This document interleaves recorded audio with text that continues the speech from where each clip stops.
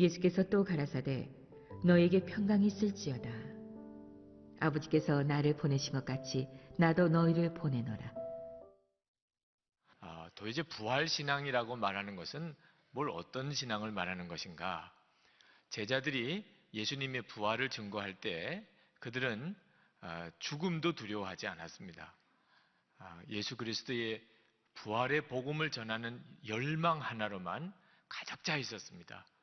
어떻든지 예수님이 부활하신 이 복음을 모든 사람들에게 전하고 싶은 마음, 그 마음 하나밖에 없었고 그것 때문에 죽는다면 죽어도 좋다고 생각했습니다. 제자들이 가졌던 바로 이 믿음이 부활신앙이라고 하는 것입니다. 여러분 주목해 볼 것은 내가 예수님이 부활하셨다는 사건, 그 사건을 내가 알고 내가 믿는다. 그것과 부활신앙은 다르다는 것입니다. 그 점에 대해서 오늘 여러분에게 분명한 말씀을 좀 드리고 싶습니다. 여러분들은 다 예수님의 부활에 대해서 이미 다 믿으신다고 하실 겁니다. 예수님이 부활하셨다는 말씀에 대해서 여러 번 여러분이 들으셨을 겁니다. 그래서 여러분에게 예수님의 부활을 믿으십니까? 그러면 다 아멘 하실 것입니다. 그러면 부활신앙을 가진 건가? 그렇지 않습니다. 그건 예수님의 부활 사건에 대해서 알고 있다. 또 예수님의 부활을 믿는다. 그렇게는 말할 수 있지만 부활신앙을 가졌다고 말할 수는 없다고 말입니다. 여러분이 예수님의 그 부활한 예수님의 그 복음을 다른 사람에게 전하고자 하는 견딜 수 없는 갈망이 여러분 안에 있고 그것 때문에 내가 어떤 고난을 당하고 비록 죽는다 하더라도 나는 상관하지 않겠습니다. 라고 한다면 여러분은 부활신앙을 가지고 있지만 그러나 내가 예수님이 부활하신 것은 내가 알지만 또 내가 믿지만 내가 그 부활의 복음을 다른 사람에게 전하고자 하는 열망이 있는 것도 아니고 더더욱이 그것 때문에 내가 고난을 당하고 핍박을 당한다면 나 정말 자신 없습니다. 라고 하신다면 여러분은 부활신앙을 가지고 있는 것은 아니라 그 말입니다. 제자들도 예수님이 부활하신 것을 그들이 처음 체험하고 부활하신 예수님을 만나고 난 다음에 바로 부활신앙을 가진 것은 아니었어요. 그들이 예수님이 부활하신 것을 체험하고 부활의 예수님을 만나고 큰 충격을 받은 것은 사실입니다. 그렇지만 그들이 그때의 마음은 오히려 좌절감에 빠졌어요. 자기들이 예수님이 십자가 지실 때 예수님을 다 부인하고 예수님을 버리고 도망갔던 제자들이었단 말입니다. 예수님을 다시 뵐 면목이 없어요. 예수님께서 자기들을 받아주실 것 같지도 않아요. 그래서 제자들은 예수님 부활하신 것을 보고도 그들은 다시 옛날 어부 생활로 돌아가려고 했습니다. 예수님의 부활을 실제로 목격한 제자들이 바로 부활신앙을 가진 건 아니었어요. 그들은 나가서 예수님이 부활하셨다는 말을 다른 사람에게 전하는 것도 대단히 자신 없어 했습니다. 누가 믿어주겠어요? 안 믿으면 또 어떡하겠어요? 오히려 예수님 부활하셨다고 나갔다가 붙들려서 옥에 갇히고 죽으면 그걸 어떻게 감당하겠어요? 예수님의 부활을 실제로 목격했지만 예수님의 제자들은 집 바깥에 나가서 예수님의 부활을 증거할 수 없었어요. 그런 능력이 없었습니다. 예수님께서도 제자들에게 너희들이 내가 부활한 것을 이렇게 보고도 왜 나가서 전하지 않느냐? 빨리 나가서 나의 부활을 전하라. 그렇게 하시지 않았어요.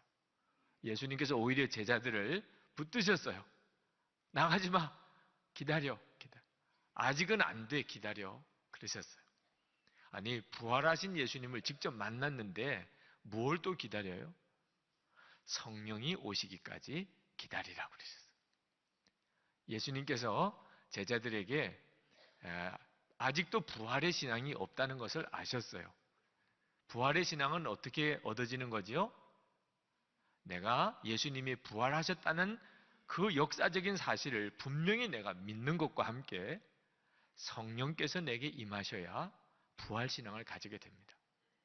예수님께서 제자들에게 예루살렘을 떠나지 말고 내게 들은 바 아버지의 약속하신 것을 기다리라. 몇 날이 못 되어 너희들이 성령으로 세례를 받을 것인데 그러면 성령이 너에게 오시면 권능을 받고, 부활신앙은 권능과 관련이 있는 겁니다. 어떤 사실을 내가 안다, 예수님이 부활하셨다는 사실을 내가 믿는다 하는 것과 관련이 있는 게 아니고 권능과 관련이 있어요. 죽음도 두렵지가 않는 권능과 관련이 있는데, 그런 권능은 성령이 임하시면 너희가 권능을 받고 내 증인이 될 것이라, 그렇게 말씀하셨습니다. 그래서 부활신앙은 성령의 역사로 이루어지는 것입니다. 성령이 내게 임하실 때 내가 그동안 알고 믿었던 예수님의 부활 사건이 내 인생 전체를 바꿔버리는 거예요. 내 삶 전체를 뒤바꿔버립니다. 제자들은 예수님 부활하신 것에 대해서 분명히 체험을 했지만 오순절 마가다락방에서 성령을 받기 전까지는 그들은 아무 힘이 없었어요. 근데 마가다락방에 성령이 임하시고 난 다음에 그들은 죽음에 대한 두려움이 사라져 버렸습니다. 여러분, 이 죽음에 대한 두려움이 사라지는 것은 결심해서 되는 일이 아니잖아요. 공부를 많이 했다고 되는 일도 아니잖아요. 오직 성령의 역사로 영생에 대한 눈이 열려야 죽음에 대한 두려움이 없어지는 겁니다. 아, 살고 죽는 거 끝나는 게 아니구나. 영생이 분명히 있구나.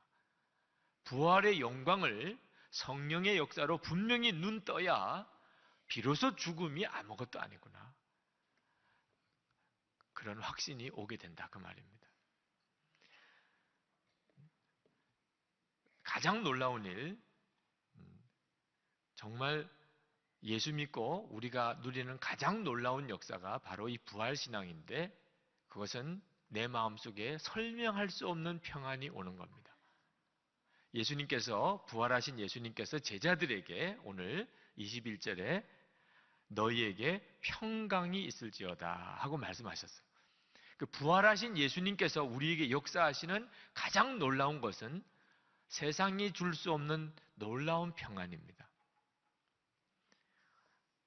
이 평안은 혼자 조용히 묵상할 때 내 마음속에 임하는 그런 평안이 아닙니다.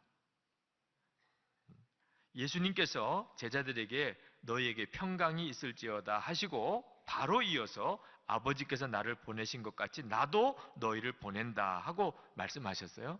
그 말은 이제 너희들이 나가서 너희들을 죽이고 핍박하려는 자들 앞에 나가서 예수의 부활을 전하라, 이런 말씀이거든요. 그러니까 예수님이 주시는 평강은 조용히 혼자서 묵상할 때 내 마음에 임하는 그런 평강을 말씀하신 게 아니고, 내가 나를 죽이려고 하는 사람들 앞에 섰을 때에도 내 마음이 평안해지는 것을 말하는 겁니다. 나를 죽이려고 하는 사람들 앞에 내가 서 있을 때에도 내 마음의 평강을 주시는 것을 말하는 거예요. 그것이 바로 예수님께서 제자들에게 부활신앙으로 주시려고 하는 역사였어요. 고린도전서 15장 55절에 보면 사망아 너의 이기는 것이 어디 있느냐, 사망아 너의 쏘는 것이 어디 있느냐 라고 말씀하셨어요. 부활신앙의 핵심은 사망의 권세를 이기는 겁니다. 로마의 초대교회 시절에 그리스도인들은 말할 수 없는 박해를 피해서 무덤 속에 살았어요. 무덤 근처에서 산 것도 아니고 무덤 속에서 살았어요. 그때 당시에 로마의 무덤을 카타콤베라고 하는데 응외질 토양에 만들어진 무덤입니다. 이 응외질 토양은 손으로 파도 파여질 만큼 흙이 부드러워요. 그러나 한번 이렇게 공기에 노출이 되면 시간이 지나면서 돌처럼 굳어져서 응회암이라고 하는 돌과 같은 지형으로 바뀝니다. 그래서 무덤을 거기에다가 만들었는데, 이 돌로 굳어지는 과정에서 주변에 있는 모든 습기와 모든 냄새를 다 빨아들입니다. 그래서 시체를 거기다가 안치했지만 그러나 거기서 함께 살 수도 있었던 거예요. 냄새도 없고 썩는 물도 없이 거기서 아이를 낳고 또 대를 이어가면서 그리스도인들이 공동체를 이루고 살았어요. 무덤 속에서 시체들과 같이 살았어요. 핍박을 피해서 숨어 들어간 곳이 거기였습니다. 그러므로 초대교회 성도들은 항상 죽음 가운데 있었어요. 시신들과 같이 살았어요. 그들은 날마다 죽었어요. 그들이 보는 것이 죽음이었어요. 그래서 그들은 예수님과 함께 죽었다는 것에 대해서 너무나 실감하고 살았습니다. 그런데 놀라운 것은 그랬기 때문에 그들은 무덤 속에 살았지만 예수님의 생명으로 살았어요. 부활의 주님과 함께 살았어요. 그들은 그곳에서 찬송했고 기뻐했고 감사했고 사랑했어요. 결국은 그들을 통해서 로마가 뒤집어져 버리고 말았어요. 부활의 역사죠. 날마다 죽는 것, 예수 그리스도와 함께 이미 내가 죽었다는 것을 믿는 것, 그것이 바로 내 삶 속에 죽음도 두려워하지 않는 부활의 믿음으로 일어나게 해주는 것입니다. 오늘 이 시간에 여러분에게 부활절은 그저 매해마다 있는 절기가 아닙니다. 부활절에 내가 받을 은혜가 있어요. 아직 내게 해결이 안 된 신앙적인 문제가 있어요. 하나님은 오늘 그것을 여러분에게 주시기를 원하시는 겁니다. 성령을 받고 부활의 신앙을 가진 제자들의 마음속에는 오직 하나만 소원이었어요. 그것은 부활의 복음, 영생의 복음을 전해야 되겠다 하는 것이었습니다. 제자들이 성령 받고 나가서 예수님의 부활을 전했는데 그것은 예수님이 부활하셨다는 역사적인 사실을 전한 게 아닙니다. 예수님 부활하셨어요. 예수님 진짜 살아나셨다고요. 그리고는 또 옆에 다른 사람에게 가서 여보세요. 예수님 살아나셨어요. 예수님 정말 죽었다가 다시 사셨어요. 그리고 또 다른 사람에게 가서 예수님 살아나셨어요. 이것이 부활의 증인이 아니에요. 제자들이 예수님의 부활의 메시지를 전한 것은 전도 메시지였어요. 여보세요. 예수님이 십자가에 죽으셨다가 사흘 만에 진짜 성경의 약속대로 부활하셨습니다. 그리고 우리와 40일 동안 같이 지내셨어요. 그리고 승천하셨는데 열흘 뒤에 성령으로 다시 우리에게 오셨어요. 그러므로 여러분 더 이상 죄 가운데 사시면 안 됩니다. 하나님은 정말 살아계시고 우리에게 영원히 구원받을 십자가의 복음을 주셨어요. 그러니 빨리 당신도 죄를 회개하고 예수를 믿어 세례를 받으세요. 그러면 당신도 성령을 받으실 것입니다. 이것이 바로 제자들의 부활 메시지였어요. 그들이 전한 것은 단순히 예수님이 부활하셨다는 역사적인 사실을 전한 것이 아니고 그렇기 때문에 이제 빨리 죄를 회개하고 예수 믿어 당신도 구원받고 성령을 받으시라고 하는 말씀을 전한 거예요. 예수님께서 제자들에게 전도하러 보내셨어요. 내가 너희를 보낸다. 부활의 신앙을 가진 사람은 반드시 그렇게 되게 되어 있습니다. 그런데 너무나 놀라운 약속을 주셨어요. 23절에 보면 너희가 누구의 죄든지 사하면 사하여질 것이요 누구의 죄든지 그대로 두면 그대로 있으리라 하시니라. 기가 막힌 말씀을 하셨어요. 제자들에게 그저 전도하러 나가라. 나의 부활을 이제는 전하러 나가라. 그렇게 말씀하시지 않고 너희들이 이제 나가서 누구 죄든지 사함을 받을지어다 하면 그 죄가 사함을 받고 그대로 두면 그들의 죄가 그대로 있을 거라. 물론 성령께서 제자들을 통하여 그 일을 하시겠다고 하는 말씀이죠. 성령을 주시니까 이제 그들이 그렇게 사역을 하게 된 겁니다. 그러나 이 권세가 보통 권세입니까? 제자들이 복음을 전하는 열망 하나 가지고 뛰쳐나간 이유가 바로 거기에 있었어요. 그들에게는 이제 사람들의 죄를 사하는 권세가 주어졌기 때문에 그들이 나가서 예수님의 십자가와 부활의 복음을 전하고 누구든지 그 사실을 믿고 받아들이고 예수를 영접하면 그는 죄에서 사함을 받고 하나님의 자녀가 되는 거예요. 그것을 깨달았을 때 제자들은 더 이상 집에 머물러 있을 수가 없었습니다. 성령님께서는 사명의 축복을 깨닫게 해주시는 분이세요. 이게 부활신앙을 가진 사람의 믿음입니다. 많은 성도들이 예수님의 십자가를 바라보는 것은 좋아하세요. 그러나 십자가를 지라고 하면 너무너무 부담스러워합니다. 그러나 성령께서 그에게 임하시면 십자가 지는 사명이 얼마나 큰 축복인가를 알게 됩니다. 18세기 후반에서 19세기 초반까지 영국의 복음주의 부흥운동을 위해서 쓰임받았던 찰스 시몬이라고 하는 아주 유명한 목사님이 계십니다. 이 목사님은 캠브리지 대학에 있는 성삼위 교회 담임 목사가 됐는데 이 22살부터 77살까지 56년 동안 이 성삼위 교회의 담임 목사였어요. 강단에서 설교를 했습니다. 그런데 그때 당시에 영국 사회 풍조, 신앙적인 풍조가 복음적이지 못했어요. 그러나 이 시몬 목사님이 계속해서 십자가의 복음, 부활의 복음, 정확한 복음을 설교할 때 조롱도 너무너무 많이 받았습니다. 무식하다, 수준이 안 맞는다, 그러면서 멸시천대도 너무너무 많이 받았어요. 그러나 이 목사님이 끝까지 그 강단에서 성경과 복음의 설교만 했습니다. 그래서 캠브리지 대학의 성삼위 교회의 강단을 성경의 말씀으로 지켰다고 평가되는 분입니다. 그러나 쉬운 일이 아니었다고 했어요. 그분의 일기 속에 이런 부분이 있습니다. 오늘 대학 내에서 많은 불평과 경멸의 표적이 되어버린 나는 많은 논쟁으로 인해 받은 마음의 상처가 너무 괴로워 조그만 신약 성경책을 손에 들고서 앞만 보고 걷고 있었다.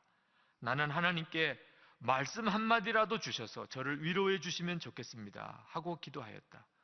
그리고서 성경을 펼쳤더니 바로 시몬이라는 구레네 사람이 시골로서 오는 것을 잡아 그에게 십자가를 지워 예수를 쫓게 하더라는 구절을 보게 되었다. 시몬은 나의 이름 시몬과 같은 것이므로 이 말씀이 나에게 주신 말씀임을 알았다. 예수와 함께 십자가를 지다니 얼마나 큰 특권인가.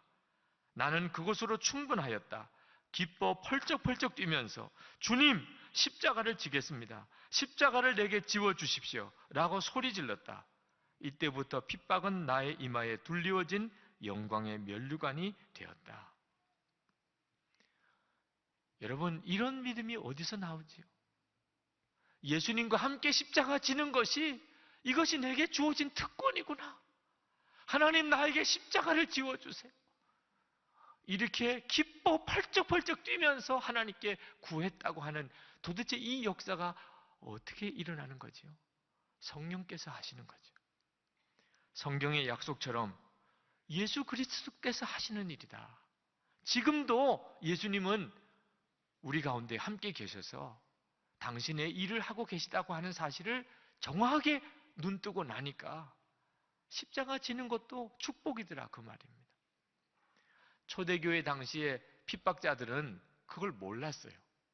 그들은 생각할 때 예수 믿는 사람, 전도자들, 그 사람들만 감옥에 가두고 그리고 그들을 죽이면 이제 복음의 역사는 끝날 줄 알았어요. 전도할 사람이 없는데 복음이 어떻게 전해지겠어요? 그러나 복음의 전도는 예수 그리스도 그분이 직접 하신다는 것을 그들이 몰랐어요. 복음이 증거되는 것은 사람인 전도자가 하는 것이 아니고 예수 그리스도 그분이 직접 하시는 것을 그들이 몰랐기 때문에 사람들만 감옥에 가둬놓았는데 복음은 계속 더 전해지는 거예요.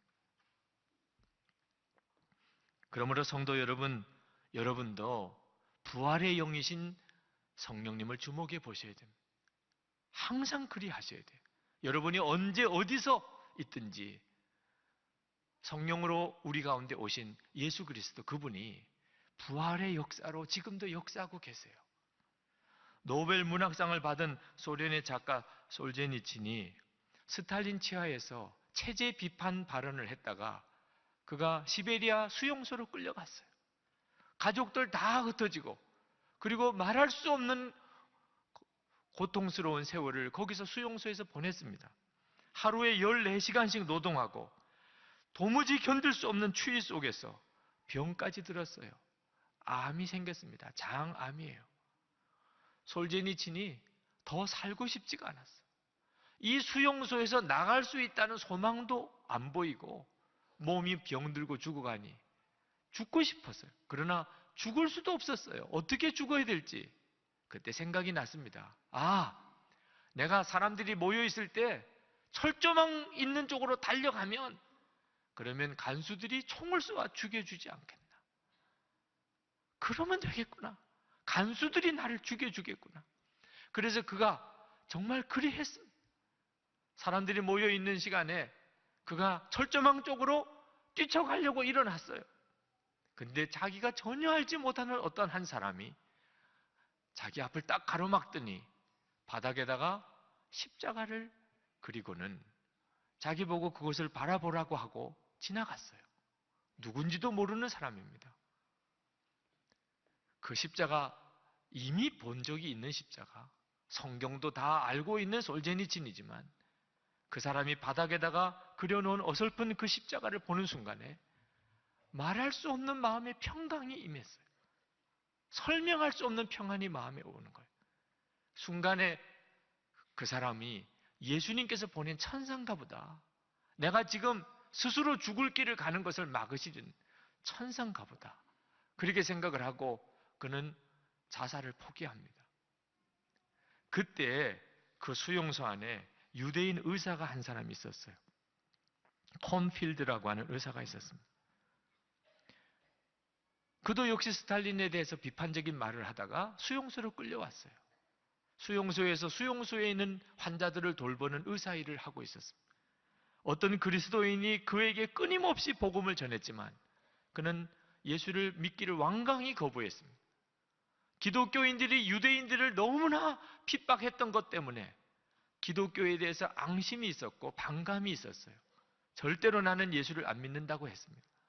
그런데 자기에게 그렇게 전도하던 그 사람이 어느 날 고문에 견디다 못해서 죽어가는 자리에 자기가 의사니까 임종하게 됐습니다. 죽어가는 그 사람을 지켜보고 있는데 자기에게 복음을 전해주던 사람이에요. 얼마나 맞아서 죽을 지경이 됐겠습니까? 떨리는 입술로 무언가를 말을 하는데 기도를 하는 것 같아요. 그래서 그 입에 귀를 대고 들어보니까 그가 이렇게 기도를 하고 죽습니다. 하나님, 우리가 우리에게 죄 지은 자를 용서합니다. 나를 받아주시고 저들의 죄를 사하여 주시옵소서. 이 콘필드가 충격을 받아요. 당신을 이렇게 무지하게 때려서 죽이는 그 사람을 향하여 당신은 어떻게 용서할 수 있고 그를 위해 기도할 수 있습니까? 그때 그 받은 충격으로 이것이 그리스도인이 되는 건가? 그래서 비로소 마음을 열고 예수를 영접합니다. 그리고 독실한 그리스도인이 됩니다. 그도 역시 영혼의 자유와 평안을 얻어요. 그리고는 두 가지 결심을 합니다. 나에게 놀라운 사랑을 가르쳐준 그 그리스도인처럼 나도 사람을 사랑하며 살겠다. 또 하나는 나에게 그 기쁜 복음을 전해주었던 그 사람처럼 나도 복음을 전하면서 살겠다. 그렇게 결심합니다. 수용소 안에는 부정이 횡행했습니다. 의사로서 올바르게 처신한다는 것은 대단히 어려웠어요. 그렇지만 그는 신실하게 신앙인답게 살았습니다. 어느 날 어느 수용소에 있는 수용인 중에 한 사람이 암에 걸렸다는 걸 알았어요. 그가 솔제니친입니다. 그러나 그 사람은 수술해 줄 대상이 아니었어요. 그렇지만 암에 걸린 그 사람을 너무나 불쌍하게 여겨지는 거예요. 죽어가는 그 사람이 너무 불쌍한 거예요. 그래서 그에게 몰래 수술을 해주기로 결심을 합니다. 마취제도 부족하고 진통제도 없이 이 의사는 솔제니친을 수술합니다. 너무나 극심한 고통 속에 있는 솔제니친을 옆에서 밤새도록 간호합니다. 그러면서 그가 솔제니친에게 고통 속에 잠들지 못하는 그에게 자기가 만난 예수를 전해요. 자기가 전해 들은 복음을 전합니다. 고통 속에 솔제니친은 자리에 누워서 자기를 수술해 준 의사로부터 예수 그리스도에 대한 증언을 듣습니다. 이 사실이 알려지면서 그 의사는 그 다음날 아침에 처형당해요. 그러나 시베리아 집단 수용소 안에 그 속에서도 부활의 주님은 영혼을 구원하는 역사를 이루셨습니다. 누구도 기억할 수 없을 것 같은, 아무도 상관하지 않을 것 같은, 완전히 버림받은 그곳에도 예수 그리스도의 부활의 역사는 일어났어요. 그리고 그리스도의 부활의 메시지는 솔제니친을 통해서 세계 모든 사람에게 증거되었습니다. 때때로 마귀의 세력이 우리를 절망시킬 때가 있습니다. 너무 두려울 때도 있어요. 그러나 부활의 신앙을 가질 때 우리에게는 더 이상 두려울 게 없어집니다. 우리 안에 승리의 노래가 있어요. 영원히 끊어지지 않는 승리의 노래가 우리 안에 일어납니다. 마틴 루터가 노래했어요. 내 주는 강한 성이요 방패와 병기 되시니 큰 환난에서 우리를 구하여 내시리로다. 이 땅의 마귀 들끓어 우리를 삼키려 하나 힘 있는 장수 나와서 날 대신하여 싸우네. 이 장수 누군가 주 예수 그리스도 만군의 주로다. 당할 자 누구랴 반드시 이기리로다.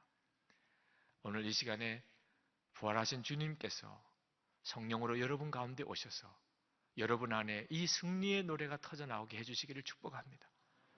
여러분 기도하십시다. 주님 정말 그리 되기를 원합니다. 제가 예수님의 부활의 소식은 이미 들어서 알지만 주여 성령으로 제게 오시옵소서. 그래서 제가 부활의 능력으로 살게 하여 주옵소서.